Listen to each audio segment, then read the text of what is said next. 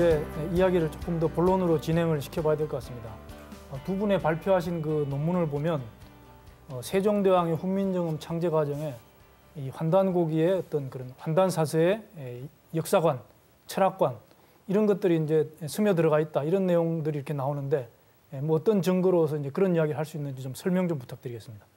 네, 이제 우리가 훈민정음 이제 창제 과정이 이제 세종대왕을 중심으로 이제 일어나는데 세종대왕의 아들이 세조거든요. 네. 문정의 동생이 세조 아닙니까? 네. 그래서 세조가 수거령을 내린 거하고 그 세조의 아버지인 세종 또 그 할아버지인 태종 간에 어떤 그 사서에 포함된 사상의 역사관 간에 모종의 공유한 부분이 있지 않을까 단서를 자꾸 추적을 해봤더니 흥미로운 사실을 찾아낸 겁니다. 그러다 보니까 결국 우리 어디까지 왔냐면은 태종과 세종도 그 수서령의 대상이 된 책들을 읽었을 가능성이 높다는 겁니다. 아, 그렇습니까? 그리고 그렇기 때문에 훈민정음을 만들었다라고 하는 논리적 이제 흐름까지 나오게 되는데 이제 이 시간이 바로 그거를 한번 같이 생각해보고 규명해 보자는 건데 이제 저는 이제 그런 방법을 많이 쓰는데 지식 개보학적인 방법하고 또 하나는 이 주변 인물들이 있습니다. 이 사람들한테 이 왕들한테 영향을 준 사람들의 저작물들에 있어서의 키워드 추출을 비교를 해서 한번 연구를 해봤습니다. 네, 이게 뭐 굉장히 과학적인 방법이라고 좀 생각이 되는데 그거에 대해 좀 설명 좀 해주세요, 지 선생님께서. 제가 그 시청자들을 위해서 지식 개보학과 키워드 추출 비교법에 대해서 설명을 드릴게요.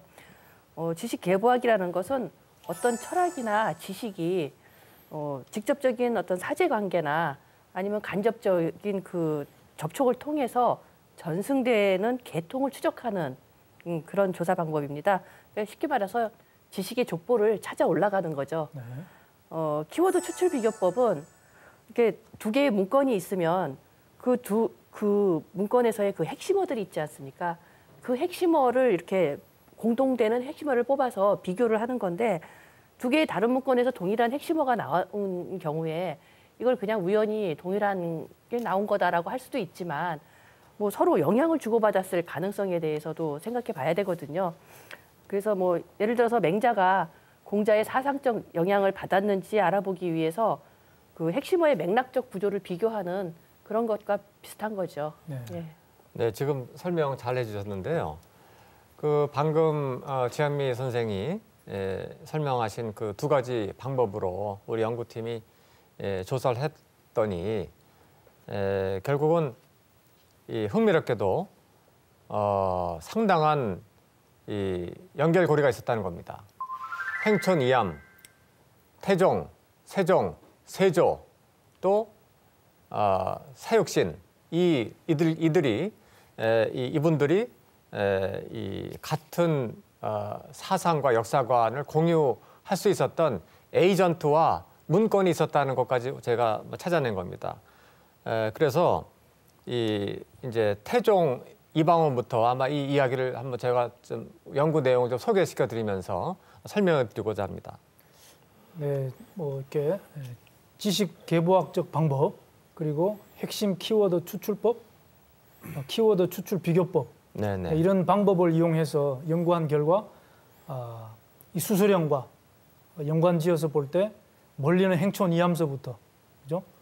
행촌 이암, 태종, 세종, 뭐 세조로 연결되는 모종의 중요한 단서가 있다. 뭐 그렇게 정리할 수가 있을 것 같습니다. 지식의 공유 체계가 있었다는 거죠. 예, 우리 정 소장님께서도 이 부분에 대해서 뭐 많은 연구를 하셨다고 제가 들었습니다. 네, 우선 그 태종에 대해서 좀 이렇게 살펴볼 필요가 있는데요. 태종은 우리나라 역사상 그 왕위에 오른 사람 중에 유일하게 아마 역사상 이렇게 유일한 인물이 아닐까 그렇게 생각이 되는데 과거에 급제를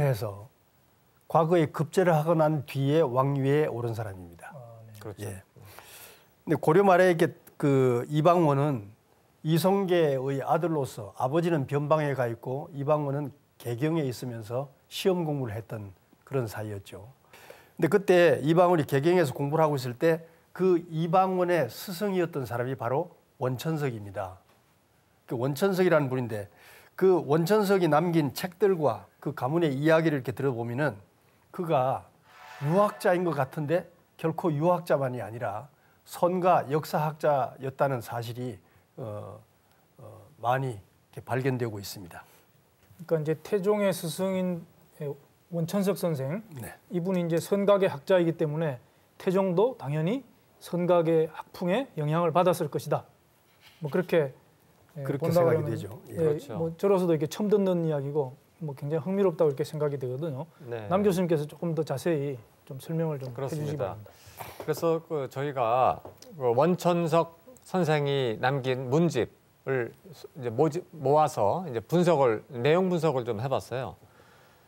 그랬더니 그 원천석 선생이 쓴 이제 6권으로 된 고려 야사가 있는데 이거는 전해지진 않고 있습니다. 근데 후손들이 이제 관련된 이제 기록이나 뭐 다른 기록들을 보면은 이제 후손들이 이 조선의 어떤 그 이데올로기 혹은 역사관하고 충돌하기 때문에 이걸 후손들이 갖고 있다가는 멸문지화에 화를 당할까 봐 두려워가지고 불태워버렸다는 이야기가 전해지거든요. 고려 야사 말씀하시는 거죠? 네, 고려야사라는 책을 썼는데 이걸 이제 불태워버렸다는 겁니다. 네. 분명히 그렇다면 원천석은 소위 말해서 조선의 유교와는 충돌되는 그런 사상과 역사관을 갖고 있었다고 우리가 볼 수가 있는 거죠. 그리고 또 재밌는 게 원천석이 범세동하고 아주 교유 관계를 했다는 겁니다. 친한 관계였다는 겁니다. 그리고 이 원천석이 범세동하고 같이 편찬한 문집이 있는데요. 거기에 이제 화해 사전이라는 책입니다. 화는 중국을 말하고 해는 우리 조선을 말하거든요.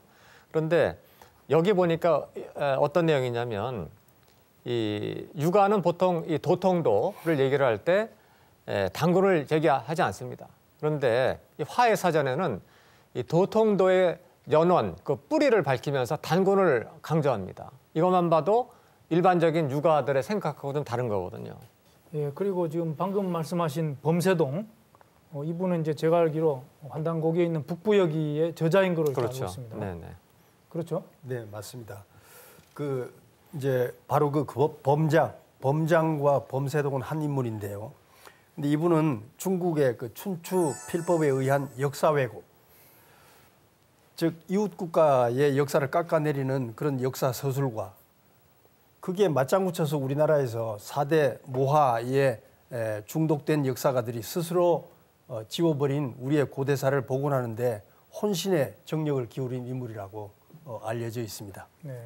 제가 부여사 복원에 관심이 많아서 범세동에 대한 연구를 조금 해봤거든요. 네, 그 고향은 전라남도 나주고요. 호는 보계입니다. 그리고 고려 말에 간이대부라는 벼슬을 지낸 대표적인 충신이거든요. 근데 범세동은 단군 세기를 쓴 행촌 이암과 젊은 시절에 교류하면서 잃어버린 그 우리의 고대사를 복원하겠다는 결의를 다졌다고 해요.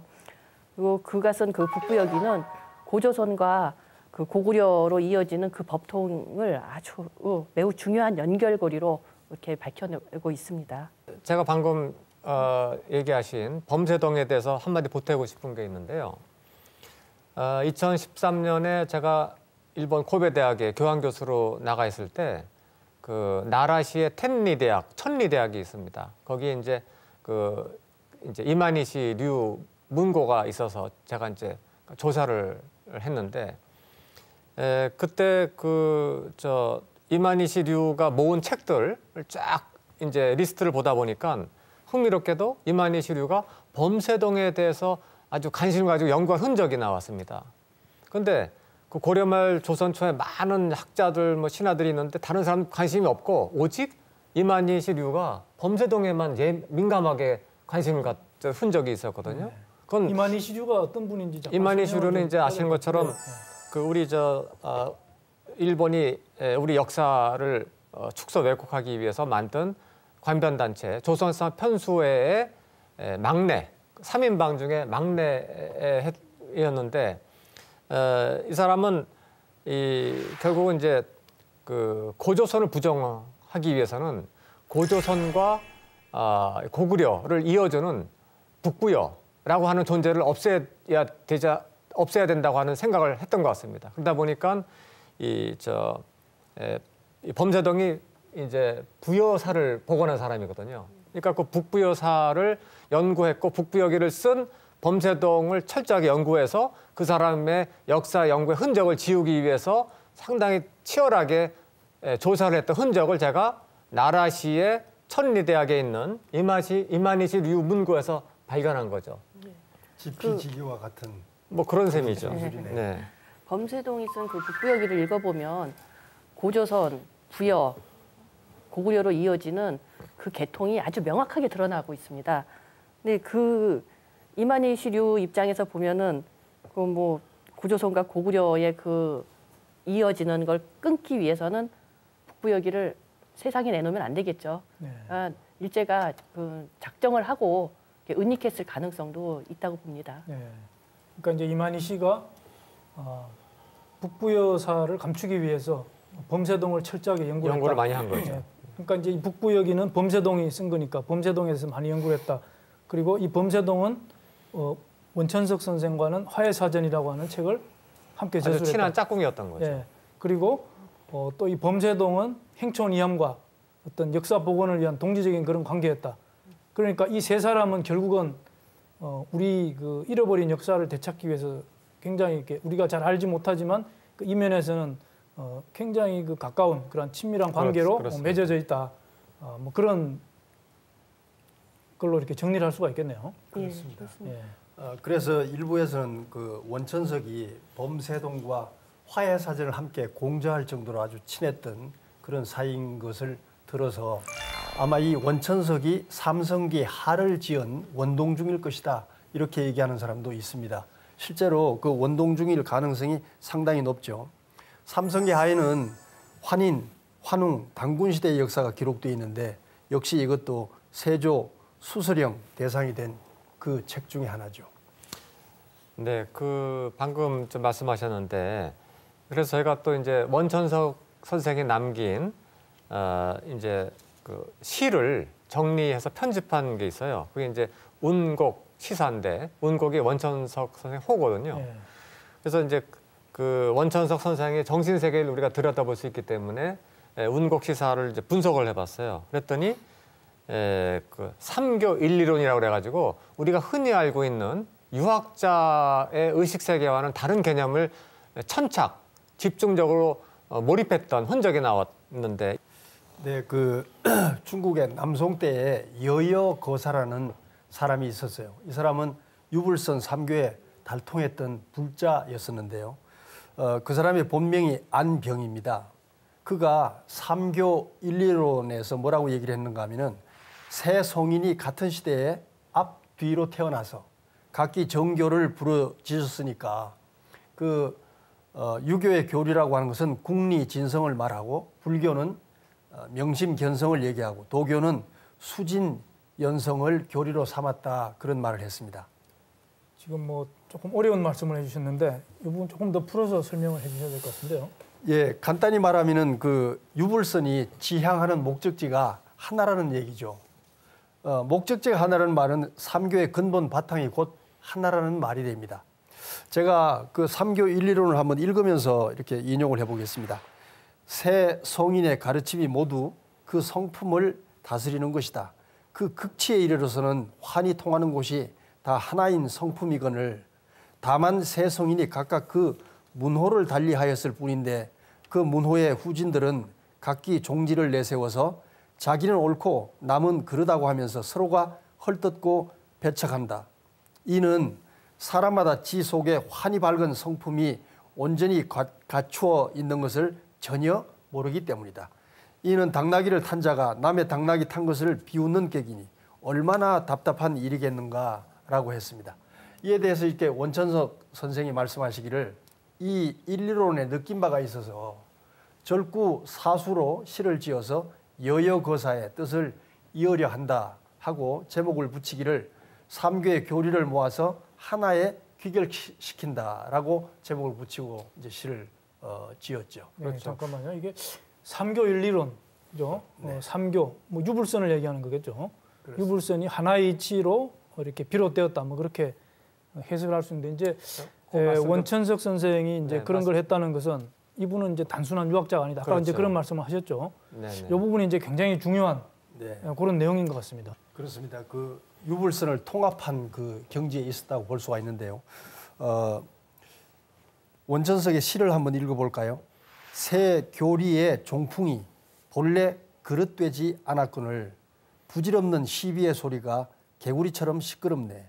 하나의 성품이라 모두 거리낌이 없을진데 불교는 무엇이고 유교는 무엇이고 도교는 무엇인가 라고 하였죠.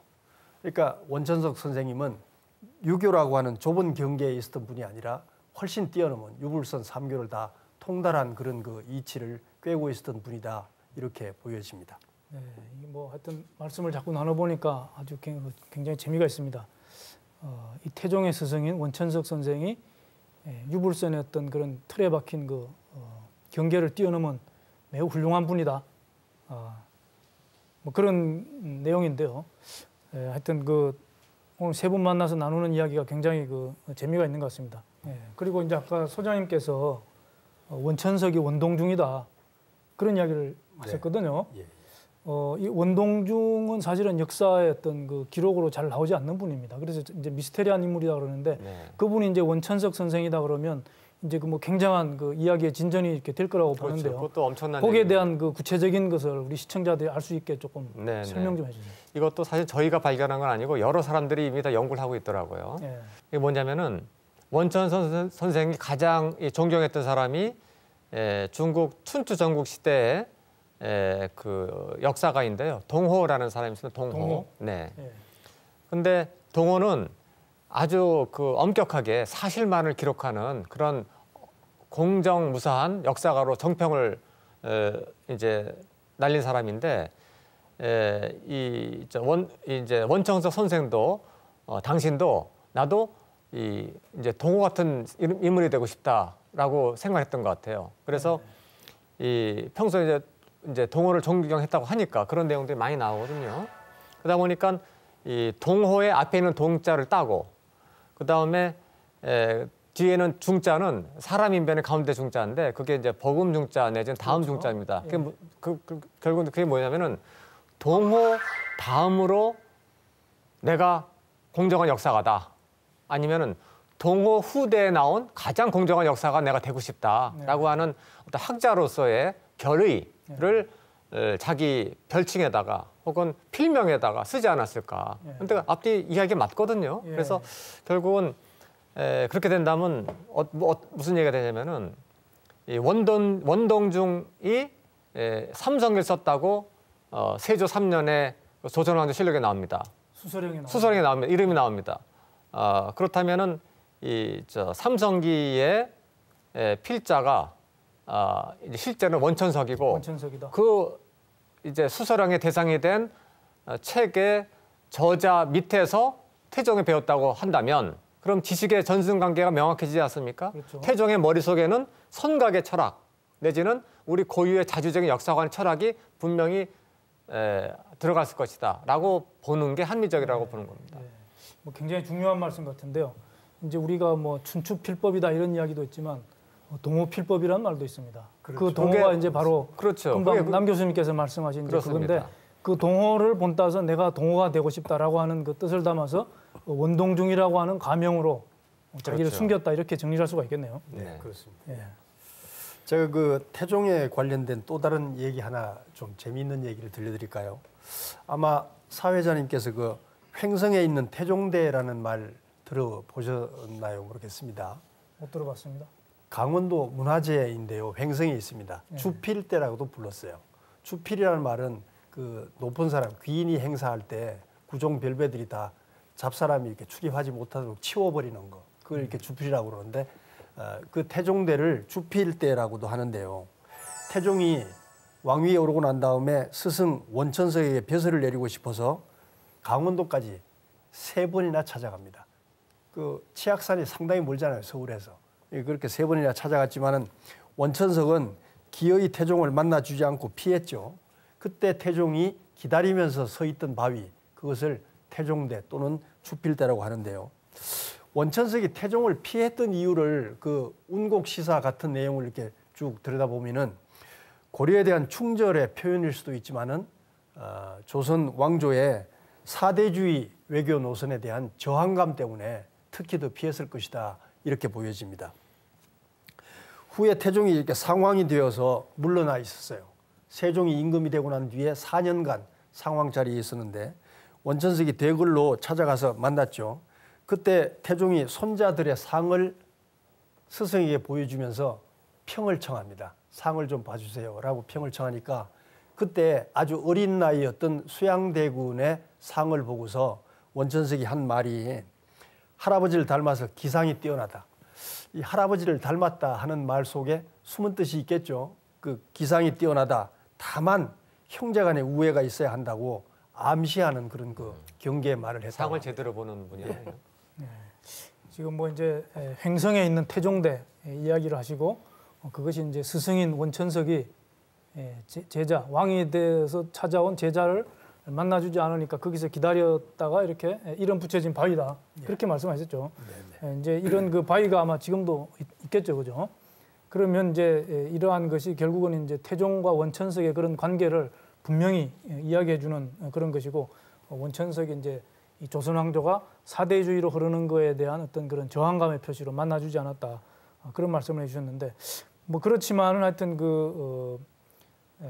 육아했던 그 사대 모하관을 싫어했다 이런 이유만으로 이제 뭐 수서령까지 이렇게 내려졌다라고 하는 것은 이제 아직까지 조금은 더 설명이 필요한 것 같아요. 그렇죠, 맞습니다. 태종이 왕위에 오르고 난 뒤에는 아마 사대 모하에 기울어질 수밖에 없었겠지만은 왕위에 오르기 전에 태종은 틀림없이 그 선가적 사상의 밑바탕을 한 그런 삶을 살았었다고 보여집니다. 우리 연구팀이 강화도에 가서 그 제궁터를 한번 가본 적이 있었어요. 그 제궁터에 갔더니 태종 그 이방원이 왕위에 오르기 전에 거기에 와서 그 천제를 올렸다는 그런 기록이 표지판에 남아 있더라고요. 그 실제로 조선 중기 이영상이라는 분이 쓴 그 강화도의 역사지리 책인 강도지가 있습니다. 거기에 의하면 태종 이방원이 고려 말 이 제궁터에서 그 제사를 지낸 적이 있다는 기록이 있습니다. 그게 이제 천제를 올린 거겠죠. 예, 그렇죠. 그렇죠. 태종이 그 천제를 올렸다고 하는 사실 자체가 이제 국조단권, 그 강화도 그 참성단 밑에서 한 거거든요. 그러니까 국조단권을 향해서 절을 하고 꽤 오래 머물렀다는 거죠. 거기는 이제 이색의 그 관련된 기록도 있거든요. 그런 것만 봐도 태종 이방원은 단군 조선을 중시하는 그런 의식 세계, 역사관이 있었다라고 우리가 볼 수가 있는 거죠. 그렇죠. 그러한 그 천제의 어떤 그러한 그 천제를 올린 그러한 내용들은 사실은 육아적인 그런 그 입장에서 보면은 있을 수 없는 거다. 그렇게 이제 우리가 볼 수 있는 거죠. 제후국에서는 천제를 올리는 그 자체가 예. 그 황제의 나라에 대해서 어긋나는 일이기 때문에 이게 올릴 수가 없었겠죠. 예. 그 태종의 스승이 선갑풍의 원천석이었다라고 하는 사실만으로 태종의 의식 세계가 자주적이거나 성가 의식을 갖고 있었다라고 말하면 논리적인 비약인 거죠. 그것만 가지고 얘기할 수는 없고 저희가 이제 그 태종의 행적을 추적을 해봤습니다. 그랬더니 흥미로운 점들을 알 수가 있는데요. 그 이제 조선을 이제 개국하고 나서 새로 궁궐을 짓지 않습니까? 그때 이제 대논쟁이 일어났습니다. 정도전하고 무학대사하고.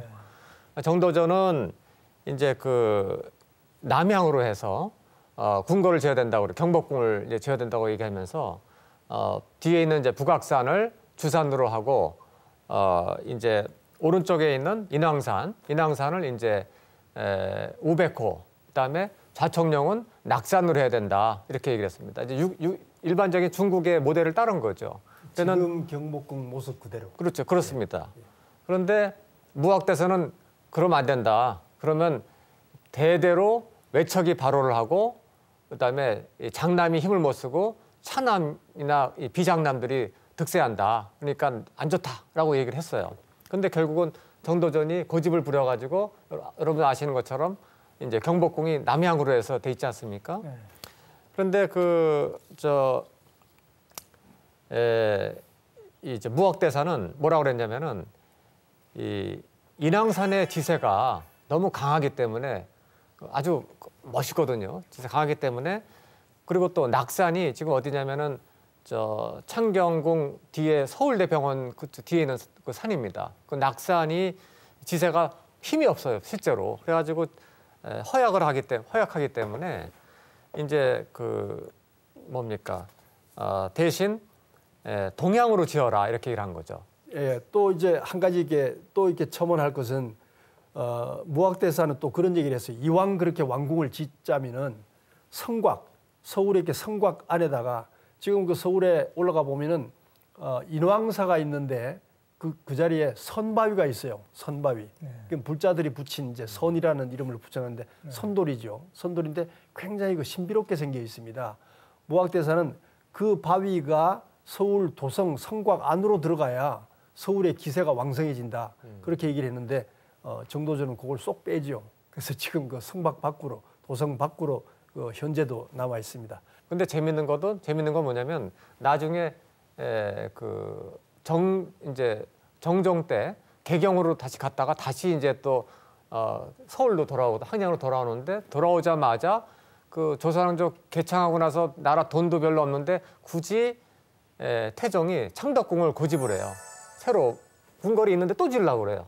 그건 뭐냐면 무학대사 영향을 받은 거죠. 그럼 무학대사는 선각의 철학을 가지고 있었다. 그 당시 이렇게... 고려 말에는 대부분 불교는 다 성가풍이라고 보면 맞습니다. 그래가지고 지금 여러분 가보시면은요, 그 창덕궁이 지금은 나눠지지만 옛날에는 창덕궁하고 창경궁하고 붙어 있었습니다.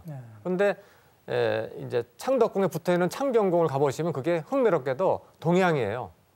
오직 창경궁만 동양인데 그게 이제 옛날에 수강궁이었고 재밌는 거는 고집스럽게 태종 이방원은 상왕이 됐을 때 그 수강궁, 창경궁에서 살았습니다. 그러니까 그걸 보면은 창덕궁입니까, 창경궁입니까? 창덕궁에서 정사도 보고 이제 상왕에 대해서는 이제 창경궁, 수강궁이라고 그때 불렸는데 거기서 이제 주로 거처를 한 거죠. 그걸 보면은 태종 이방원의 선가풍의 의식 세계가 드러나는 거죠. 그런 선택을 한 이유를 우리가 봤을 때. 정도전의 주장대로 지금의 그런 모습의 경복궁이 세워지고 나니까 그 무학대사가 예언한 대로 두 번에 걸쳐 피비린내가 나죠.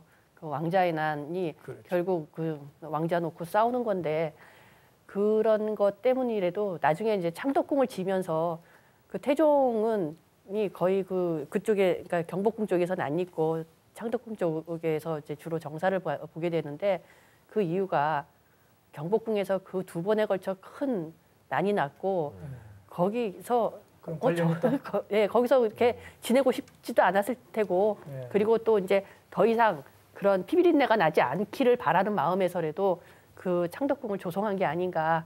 저도 그렇게 생각합니다. 임진왜란 때 경복궁이 타잖아요. 타기 전까지는 조선 왕조가 내내 장남이 힘을 잘 못 쓰죠. 그리고 외척이 이렇게 바로 하게 되고 그 고륙 상쟁이 끊임없이 일어나는 그런 그 역사의 전철을 밟게 됩니다. 이 태종 이방원이 조성한 창덕궁을 이제 가보시면은 경복궁하고 전혀 다른 느낌을 받으실 거예요. 뭐냐면 이 산이라든가 자연지세를 따라서 아주 이 무의와의 세계를 표현한 것처럼 무릉도원을 표현한 것처럼 이렇게 그 도가적인 냄새가 많이 납니다. 그리고 실제로 이제 태호석 같은 것들을 많이 갖다 놨어요. 이 조선 이제 창덕궁에다가 태호석은 우리가 괴석이라고도 하는데 이제 기이하게 생긴 돌을 갖다 둔 겁니다. 그런 것들도 상당히 이제 도가풍의 문화거든요. 그리고 이 창덕궁에 가보시면은 그 이제 장생문이라든가 이제 불로문이라든가 불로 이거는 이제 불로장생 그렇죠. 이제 소위 말해서 불멸을 추구하는 이제 선가 도가의 문화거든요. 그래서 제가 이제 창덕궁에 가가지고 안내원들한테 왜 이런 도가풍의 문화가 많냐라고 물어보니까 잘 대답을 못 하더라고요. 그게 이제 결국은 뭐냐면 창덕궁을 조성할 때 그런 태종 이방원의 의식 세계가 반영이 된 거고. 불가의 고성들 중에 풍수 지리를 주창을 했거나 풍수 지리를 중요시했던 사람들은 그냥 이렇게 석가 부처님을 모시는 이렇게 불성이다 이렇게 보기가 굉장히 어렵습니다. 풍수 지리라는 그 자체가 성가적 가치관을 바탕으로 하고 불교하고는 있기 때문에 관계없다 그런 말씀이죠. 불교적인 외피는 입었지만은 그 실제 내용은 선각이다 이렇게. 불교의 가르침과는 그렇죠. 조금 무관한 예, 그런 그렇죠. 내용이다. 불교에서는 마음을 닦는 것을 위주로 하기 때문에 풍수라든가 그 산천 경계의 어떤 신적인 내용, 어떤 그 용신에 대한 내용 이런 것들은 불가에서 기피하는 이제 일들이거든요. 네. 이게 뭐 풍수 얘기는 참 재미지만 뭐 얘기하다 보면 끝도 없을 것 같고요. 그렇죠. 오늘의 주제는 이제 다시 이렇게 돌아가서요. 태종의 이런 그 행적 이런 거 말씀을 들으니까 태종이 이제 도가 사상에 굉장히 영향을 받았고 관심을 많이 가졌고 뭐 그랬을 것 같습니다. 그렇지만 여전히 이제 이러한 그 환단사서의 어떤 철학적인 영향을 받았다라고 하는 것은 아직까지 직접적인 증거는 나오지 않은 것 같아요. 우리 정 소장님께서는 무슨 예, 한 그래서 말씀 해주세요. 지금부터가 이제 중요한 본론이 될 수 있다고 생각이 되는데요.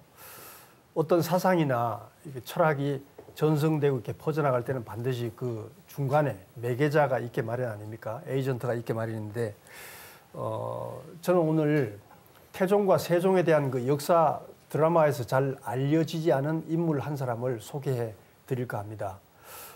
늘 태종 이방원의 측근에는 이원이라는 사람이 있었어요. 이원. 예. 근데 이 이원이 아들이 7명이 있었는데 7명 중에 3사람이 무과에 급제해서 태종의 측근 그 무장으로 있었던 사람입니다. 그러니까 부자가 4명이 언제나 태종의 측근으로 있으면서 정치적인 어떤 그 고비나 중요한 일이 있을 때마다 태종을 보필했던 셈이 되죠. 근데 이 이원이라는 사람이 누군가 하면은 태종의 문과 급제 한 해 1회 후배입니다. 그리고 나이도 1살 아래예요. 그런데 젊은 시절부터 그 태종과 이원은 상당히 가까웠다고 해요. 그 이유가 이원의 그 지공거 과거 시험을 볼 때 그 이원을 뽑아준 사람이 정몽주인데, 정몽주는 아시다시피 태조 이성계 나중에 태조가 된 그 이성계가 동북방 그 변방 도원수로 있을 때 함께 거기서 그 군무를 받던 사람이잖아요. 그래서 굉장히 가까웠던 관계였기 때문에 자연스럽게 태종과 이원이 이렇게 가까운 사이가 됐다고 보여집니다. 그런데 이렇게 놀라운 것은 그 이 이원이라는 사람의 할아버지가 바로 고려 말에 문화시중을 지냈던 그 행촌 이암이시고 환단곡에 포함된 단군세기를 지으신 분이죠. 굉장히 이게 놀라운 얘기네요. 그러니까 이제 태종의 측근인 이원이 단군세기를 쓰신 행촌 이암 선생의 손자였다. 그렇죠. 예. 그 손자가 예. 태종의 측근으로 있으면서 이암 선생의 어떤 이런 역사관에 어떤 영향을 미쳤을 수도 있다. 이렇게 우리가 추리를 할 수 있겠네요. 예, 그렇습니다. 예. 그렇죠. 그러니까 우리가 어떤 사상이 전파될 때는 분명히 사제관계 내지는 접촉 뭐 이런 것들이 있습니다. 예. 그 에이전트가 있는 거죠. 그런데 방금 말씀하신 게 고성희 씨 가문이 독특하게 이제 환단 역사학을 조선 초에 태종하고 세종한테 전파하는 에이전트 역할, 그 브릿지 역할을 했다는 겁니다. 네. 왜냐하면은 아까 방금 이원 그 말씀하셨는데 그 이원은요 세종대왕 때 좌의정을 또 했습니다. 그러니까 태종만 모신 게 아니라 세종도 모셨고 세종을 모시기만 한 게 아니라 충녕대군 때 충녕대군이 이제 그 세자가 되면서 세자 사빈을 해요. 세자 사빈은 뭐냐면 세자의 스승 역할을 하는 겁니다. 그러니까 얼마나 접촉이 많았겠어요. 그거 보면은 분명히 그 이원이 즉 행촌 이암의 손자인 이원이 그 자기 할아버지의 역사 철학을 전승할 수 있는 기회가 아주 많았다는 거죠. 시간적으로. 네. 그렇죠. 네, 이게 굉장히 중요한 이야기인데 사실 우리가 이런 건 학교 생활하면서 전혀 들어보지 못했던 그런 이야기고 이제 그런 들어보지 못했다라고 하는 사실 자체가 굉장히 안타깝게 생각이 됩니다. 사실은 이런 그 인간적인 관계 속에서 사실 역사가 일어나는 거거든요.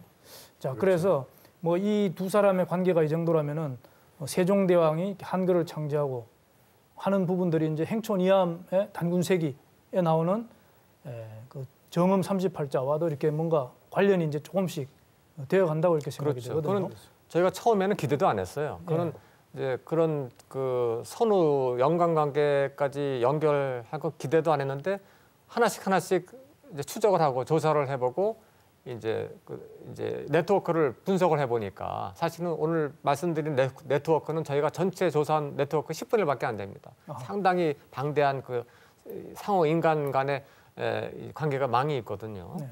근데 이제 저희가 조사를 하다 보니까 뭐를 발견했냐면 이원, 아까 그 태백일사 우리가 얘기하지 않았습니까? 이원의 손자가 이맥이에요. 그러면 이맥의 할아버지 이원, 이원의 할아버지 이암, 전부 다 같은 가족입니다. 고성이 씨죠. 그럼 이 사람들은 아주 이 가문은 정말 독특한 가문이다 이런 생각이 들었어요. 재밌는 거는 이 행촌 이암의 손자 이원, 그 손자 이맥, 이 세 사람에 끝나는 게 사실은 뒤에 가면 이게도 다 후손이고 이립선도 후손이에요. 다 후손이에요. 근데 이 사람들의 이런 강렬한 어떤 역사관, 자주의식이 어디서 나왔을까? 우리가 이제 한강 뿌리 같이 계보를 쫙 조사해봤습니다. 아까 그 고성에서 세계도가 나왔지만 그랬더니 이존미라는 인물이 나오더라고요. 근데 이존미라는 인물을 조사해보니까 행촌 이암의 할아버지입니다.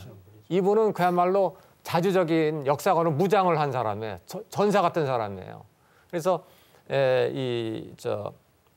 소위 말해서 행촌 이암의 할아버지 이존비가 이 씨앗을 뿌린 분이다라는 것까지 우리가 알게 된 겁니다. 예, 사실 이제 고성 이씨 가문의 이 민족사에 대한 사랑은 굉장히 위로 많이 거슬러 올라갑니다. 지난 1월에 저는 고고학과 답사 프로그램으로 전남 송강사에 다녀왔습니다. 그 송강사의 옛 이름이 수선사거든요. 그 수선사하고 이 고성 이씨하고 굉장히 또 밀접한 관련이 있더라고요. 그 행촌 이암의 작은 아버지가 그 수선사의 그 주직격인 각진국사였다는 게 거기에 이제 그림하고 해서 이렇게 다 나와 있는데 제가 눈으로 직접 확인을 했습니다. 네. 그렇죠. 저희 행촌 이암 선생의 작은 아버지가 이 수선사의 주지, 그렇죠. 그 주지의 이름이 각진국사였다. 그 내용이 그 송광사에 이렇게 붙어 있습니다. 초상화가 있습니다. 안내판으로 붙어 있다는 거죠. 그리고 이제 재밌는 이야기입니다. 네, 이게 우리가 몰랐던 비밀의 실태가 하나씩 다 나오더라고요. 근데 또 재밌는 거는 방금 전라남도 이제 송광사 얘기했잖아요. 그 옛날 이름이 이제 수선사였는데 이 수선사의 분사가 있습니다. 이제 그 새끼절이에요. 그게 뭐냐면 강화도의 선원사입니다. 선원사인데 선원사가 강화 밑에 있는데 제가 거기 또 2번 갔습니다만은 그러니까 뭐냐면 그게 바로 송광사의 새끼절이에요. 네. 근데 거기서 바로 행촌 이암이 당군색을 썼습니다. 해운당을 져놓고 왔다 갔다 하면서. 그렇죠. 그 뭐냐면 이 가문은 아주 철저하게 민족사 보존에 몰입한 사람들이라는 걸 알 수 있었던 거죠. 고려 중기 때 이 고성 이씨 가문이 자주 선가 의식을 고취하게 되는 그 역사적인 동기를 살펴보면은 고려 중기 때 묘청의 난이라는 말 들어보셨을 거예요. 그 묘청과 정지상이 서경, 즉 평양으로 천도할 것을 주장을 해서 그걸 이렇게 들고 일하니까 그 당시에 4대 모화파였던 김부식이 그 세력들을 이렇게 탄압을 하고 죽이게 되죠. 그러면서 이제 김부식이 삼국 사기를 이렇게 편찬하게 되지 않습니까? 그때까지로 올라간다고 보여집니다. 근데 그 사건 이후에 김부식이 삼국 사기를 짓고 난 뒤에 어떤 일들이 벌어지는가 하면 개경에 있던 4대 모화 유림 선비들이 득세를 하게 돼요. 득세를 하게 되니까 무신들을 없애기 위한 그런 작파를 하게 되는데 그 당시 이렇게 무과 제도가 있어서 무학제라는 게 있었는데 그걸 폐지하게 됩니다. 그래서 무예 선비들이 조정에 이렇게 드는 것을 길을 막아버리죠. 그러면서 워낙 이 김부식의 모화 4대파 그러면은 신라 이렇게 망국 신라의 그 유림들의 후손이다 이렇게 그렇죠. 볼 수가 있지 않습니까? 그들이 나중에는 이렇게 고려의 왕권까지 능멸하는 그런 사태까지 이르게 되죠. 그러다가 김부식의 아들 김돈중이 정중부에게 죽임을 당하게 되는 사건이 일어나게 됩니다. 그러면서 이제 고려의 100년의 약 무신시대, 100년간에 걸치는 무신 시대가 열리게 되는데요. 그렇죠. 그래서 그러니까 저희가 조사를 해보니까 만일 그 김부식의 그 이제 모하 유림들이 계속 고려를 장악했다라면 아마 고성희 씨도 없고 이 행천이암도 없고 이 저 환단고기도 없었을지 모릅니다. 근데 이 최후라는 인물은 이 저 몽골 아주 싫어했어요. 몽골 사실을 막 박대하고 그랬거든요. 자주식이 강한 인물이었습니다. 그러다 보니까 내가 이 실권을 잡은 동안에는 뭔가 우리 자주적인 고유의 역사 철학을 지켜야 되겠다고 결심을 한 것 같아요. 그러면서 이제 그 전라남도 성광사를 비밀리에 후원을 합니다. 네. 후원을 하면서 거기에 이제 고성희 씨 가문이 참여를 하게 되면서 이제 소위 말해서 우리 이 자주적인 역사 철학 사서들이 연구되고 그다음에 보존될 수 있는 그 실마리가 거기서 나온 거죠. 그러니까 다시 말하면 최후가 없었다면, 송광사가 없었다면 잘못하면 우리는 이 모든 이야기를 따까맣게 할 수가 없는 거죠. 잊어버렸을지도 모르는 거죠. 예. 이게 뭐 하여튼 말씀 듣다 보니까 이 고성희 씨와 관련된 이 집안의 이야기를 캐면 캘수록 재미있는 이야기들이 많이 쏟아져 나오는 것 같습니다. 우리 정 소장님께서도 이 태백일사와 관련되어 가지고 이게 이제 어떤 배경으로 나오게 되었는지 뭐 이렇게 조사하신 게 좀 있다고 그러는데 네. 그 말씀 좀 해주십시오. 네, 그 태백일사를 쓰신 그 이맥 선생이 이원의 손자가 되고 행촌 이암 선생의 고손자가 된다고 하는 것은 익히 우리가 이제 얘기를 했지 않습니까? 그런데 그 이원의 둘째 아들이 이곡이라는 사람이 있었습니다. 근데 이곡이라는 사람은 60세 때에 세조가 부정한 방법으로 왕위에 오르자 그걸 보고서 사람이 물러날 때를 몰라서 선조들을 욕보이는 것이 그게 내가 제일 두려워한다. 그러면서 그 자리에서 이렇게 벼슬을 자퇴하고 물러나게 되죠. 그리고 이 이원의 막내 아들 중에 이제 이지라는 분이 있었어요. 그 이지라는 분이 정조부 이암이 쓰신 그 단군색이라든가 태백진훈 같은 그런 책들이 자꾸 이렇게 훼손되는 걸 보고서 그 손자로서 얼마나 안타까웠겠어요. 그래서 자기 장남과 막내 아들 이맥에게 그것을 이렇게 복원할 것을 지시하게 됩니다. 이맥은 막내 아들이었다. 예. 이지의 막내 아들. 예, 이지의 막내 아들이었습니다. 근데 이맥은 20세 때 그때가 이렇게 성종 5년째인데요. 그때 진사시에 급제를 하게 됩니다. 그런데 과급길에 들어서지 않고 아버지 명을 받들어서 선대의 문헌 복원 사업에 열심을 하게 되죠. 그래서 그 이맥의 아버지인 이지가 성종 17년 때 그때 이렇게 돌아가시게 되는데 그 돌아가시고 난 뒤 12년이 지나도록 그 복원 사업을 계속하고 있어요. 이때 아까 말했던 그 서거정도 함께 그 복원 사업에 참여했다고 하는 그런 그 내용을 고성희 씨 문중에서 들은 바도 있습니다. 그래서 12년 뒤인 연산군 때 가서 44세가 됐을 때 그때 비로소 식년시에 과거에 급제를 해서 벼슬길에 오르게 되죠. 근데 그 이맥이라는 분이 워낙 성격이 강직했던 분인가 봐요. 그래서 그 연산군 때 왜 연산군이 총애했던 기생 출신 잘 아는 사람 있죠? 장녹수. 예, 장녹수. 장녹수의 사치를 보고서 워낙 그 비판을 강하게 하니까 연산군이 귀양을 보냈어요. 그 귀양 간 자리가 이제 괴산이었습니다. 이왕 그 귀양을 간 그 괴산에서 우리나라 그 선가 고대 사서에 대해서 총체적으로 섭렵할 수 있는 그런 시간을 가지고 그걸 연구를 했고 그 뒤에 이제 중종이 들어서서 찬수관 벼슬에 들어서게 되니까 태백일사를 완성해서 내놓게 된 것이죠.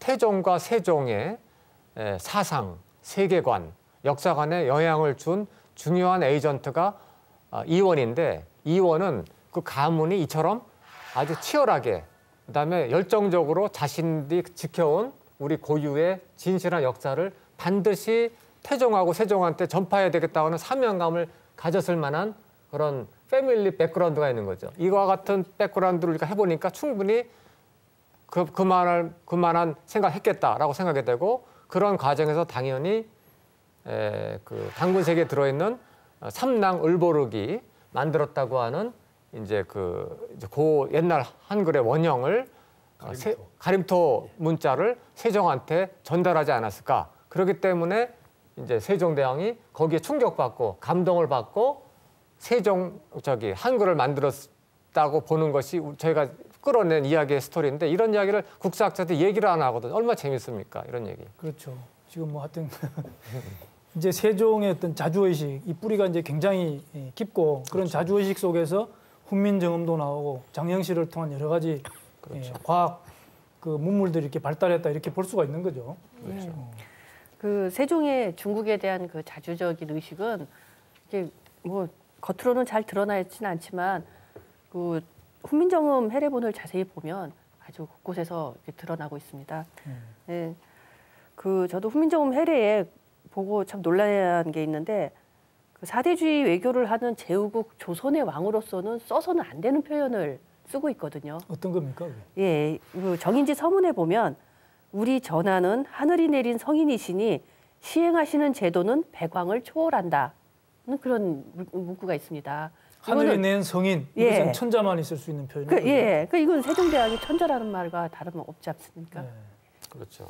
그리고 세종대왕이 이제 신하들하고 훈민정음 그 팀하고 같이 이제 비밀리 했거든요. 비밀리 했다는 것 자체가 그게 유가 유림의 사대 모와는 충돌한다는 거였어요. 근데 훈민정음 해례본을 제가 또 아주 정밀하게 분석을 했습니다. 저희가 아마 지금까지 정 선생님 한 100번 이상 읽으셨죠?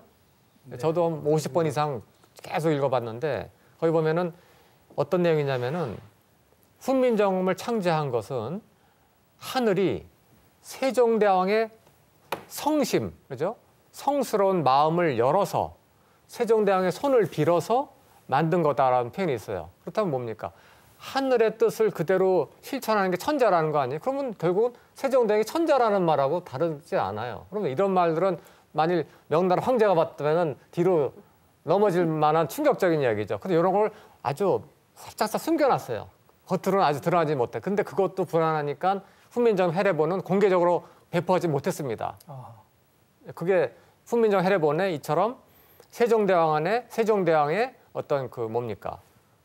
이 신하들이 세종대왕을 천자로 모셨다라고 하는 우리 천자국 정신이 몰래 숨어 있지 않은가 그런 생각까지 우리가 해본 겁니다. 네, 그렇습니다. 세종대왕과 그 집현전의 훈민정음 창제팀의 그 자주 역사관이 들여다보이는 대목이 또 있어요. 해례본에 보면은 이런 말이 있습니다. 하루아침에 신과 같은 솜씨로 정음을 지어내시어 대동방, 이 대동방이라는 말을 쓰거든요.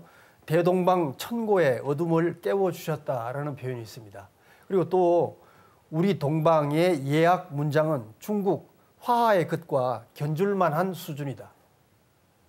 이게 아마 이 중국의 명나라를 생각해서 이게 견줄만한 수준이다 이렇게 얘기했던 것 같아요. 조금 낮춰서 이라는 표현이 있는데 여기서 이렇게 동방이다, 대동방이다 하는 말은 중국을 얘기하는 것이 아니라 바로 조선 우리나라를 얘기하는 것이라고 그 명백히 드러내고 있습니다. 그렇기 때문에 세종대왕은 우리 조선을 소국으로 인정한 것이 아니라 대조선으로 인식하고 있었다는 것을 알 수가 있죠. 또 저 뒤에 보면은 어떤 말이 나오는가 하면은 무릇 동방 조선의 역사가 매우 오래되었다 이런 표현을 해요. 그러니까 매우 오래되었다는 말 속에는 은연중에 제가 느끼는 것은 중국 너들보다 훨씬 더 오래되었다 이런 의미가 담겨 있다고 느껴지더라고요. 그래서 세종팀의 자주 역사관의 자긍심이 참 너무 이렇게 충만했던 그 모습을 엿볼 수가 있었습니다.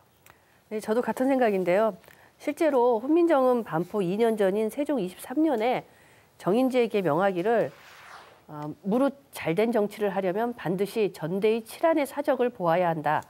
그 사적을 보려면 반드시 역사의 기록을 상고하여야 한다.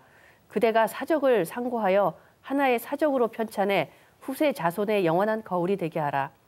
또 중국의 역사 못지않게 우리나라의 흥패 존망도 잘 알아야 한다고 하셨습니다. 그리고선 그 책 제목을 치평요람으로 정하고 그 편찬 지휘 총책임자를 수양대군으로 명하는 등 굉장히 그 역사에 아주 관심이 많았죠. 네, 특히 이제 간과해서는 안 될 점이 있는데 행촌 이암과 세종대왕을 연결하는 고리로서의 그 단군세기가 있지 않습니까? 그렇죠. 아마 그 훈민정음을 자세히 검토해 보면은 세종대왕이 단군세기에 기록되어 있는 모든 역사 내용과 그리고 삼신오제봉기나 소도경전 본훈의 내용에 정통했다고 이렇게 볼 수가 있어요. 그걸 볼 때마다 이렇게 놀람을 이렇게 금치를 못하는데요. 특히 단군세기에 가림토 문자가 38자가 이렇게 수록되어 있지 않습니까? 훈민정음에 28자란 말이에요. 근데 그 중에 가림토 문자와 모음 11자는 동일하고 자음도 훈민정음 28자, 자음 17자 중에 14글자는 명백히 똑같습니다. 제가 봤더니. 제가 문자에 언어에 이렇게 좀 문외한이지만은 그냥 보더라도 명백히 이게 같구나 하는 것을 알 수가 있었어요. 근데 만약에 이게 단군세기가 이것이 위조 또는 뭐 위작 또는 위서 이런 그 말들을 하는 사람들에게 한마디 이렇게 제가 그 좀 일러주고 싶은 것은 단군세기에 기록되어 있는 가림토 문자와 훈민정음이 명백히 거의 동일하다고 하는 것은 훈민정음이 단군세기를 보고서 훈민정음을 이렇게 제작을 했거나 아니면 단군세기 자체가 훈민정음이 나오고 난 뒤에 훈민정음을 보고서 거기다 몇 글자를 더 넣어서 그걸 이렇게 위작을 해서 가림토가 이렇게 들어갔을 것이다. 이렇게 볼 수가 있단 말이에요. 그런데 첫 번째 가설, 즉 단군세기가 위작일 가능성은 서울대 그 나대일 교수님이시죠? 그분하고 박창범 교수입니다. 박창범. 아, 박창범 교수입니까? 네, 그분이 이제 서울대 교수고. 아, 그렇습니까? 예. 예. 그분하고 또 그 전 천문연구원장이셨던 박석재 박사. 예, 박석재 박사. 그 두 분들이 이미 그것이 역사적 사실이었다는 것을 그걸 점검을 했잖아요. 그러니까 그 당시 천문학적으로 예, 천문학적으로 다 기록을 증명을 한 거죠. 예, 증명을 했죠. 예. 그러니까 지금 인터넷 시대가 아닌 그때, 그러니까 근세 시대 이후에 이전에 그런 그 위작을 할 수 있는 능력을 가지고 있는 사람은 아무도 있을 수가 없겠죠. 근데 만약에 단군세기가 이게 위작이다 이런 말을 이렇게 하게 되면은 우리가 지금 쓰고 있는 한글, 즉 한글의 모태가 훈민정음인데 단군세기가 위서라면은 훈민정음조차 위서가 되는 그런 논리가 될 수가 있기 때문에 그런 그 언행을 이렇게 입에 올려서는 안 되지 않겠냐 그런 생각이 듭니다. 예, 뭐 이제 그 고성희 씨 가문 행촌 이암으로부터 비롯된 그런 그 학문의 계보 그리고 그 손자인 이원이 세종대왕의 어떤 그 사상에 굉장히 영향을 미친 그런 스승의 위치에 있었고 그러한 관계 속에서 행촌 이암의 단군세기 그 속에 들어있는 가림토가 세종대왕에게 전해졌을 가능성은 충분히 객관적으로 그 정황적인 증거가 이렇게 충분하다 그렇게 볼 수 있기 때문에 훈민정음을 가림토 문자를 보고 참고를 해서 이렇게 창제를 한 것이다 그런 주장은 사실은 굉장히 이제 일리가 있는 것 같고요. 이제 단군세기를 부정하는 지금 그 많은 사람들 그 사람들은 오늘 지금 우리 선생님들께서 얘기해 주신 이런 내용들을 한번 듣고 새롭게 뭔가 이렇게 연구를 새롭게 시작을 하고 있는 사실 그대로 이렇게 받아들이는 그런 그 자세가 필요하지 않을까 그렇게 생각이 됩니다. 네, 그 세종대왕이 이제 훈민정음을 만드는 과정, 또 세종대왕의 역사관이 행촌이암 같은 이제 자주적인 역사학에 영향을 받았는가, 안 받았는가, 특히 이제 아까 말씀하신 단군세기에 있는 삼랑 을보록이 만들었다고 하는 정음 38자가 훈민정음 28자의 원형인가 아닌가 하는 문제는 사실은 앞으로 많은 연구를 해서 이제 규명을 해야 된다고 봅니다. 훈민정음 창제 그 과정 자체가 사실은 세종대왕의 왕권도 위험하게 할 수 있는 아주 위험한 프로젝트였습니다. 기적에 가까운 거였죠. 그리고 그 프로젝트 자체가 조선의 이데올로기하고 정면 충돌하는 거죠.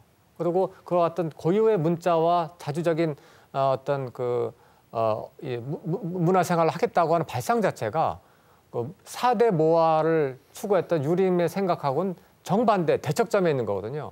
그러니까 훈민정음을 창제하고자 했던 그 행동, 그 비헤이비어 그 자체가 세종대왕의 의식을 많이 설명해주고 그 의식은 어디서 나왔는가를 추적해 보면은 결국 우리가 이런 이제 그 소위 말해서 이제 지식계보학과 이제 그 키워드 비교 추출법으로 한 이 어프로치의 한 연구 조사하고 상당히 논리적으로 정합성이 있기 때문에 훈민정음 창제 자체가 많은 걸 설명하고 있다라고 우리가 좀 볼 수 있지 않을까 생각을 합니다. 네, 지금 이제 이번 시간을 통해서 우리가 쭉 대화를 나눠보니까요. 훈민정음을 창제한 이 세종대왕의 사상적인 배경 그런 것을 이제 우리가 어느 정도 정리를 했고 오늘 이 시간 여기서 정리하도록 하겠습니다. 감사합니다.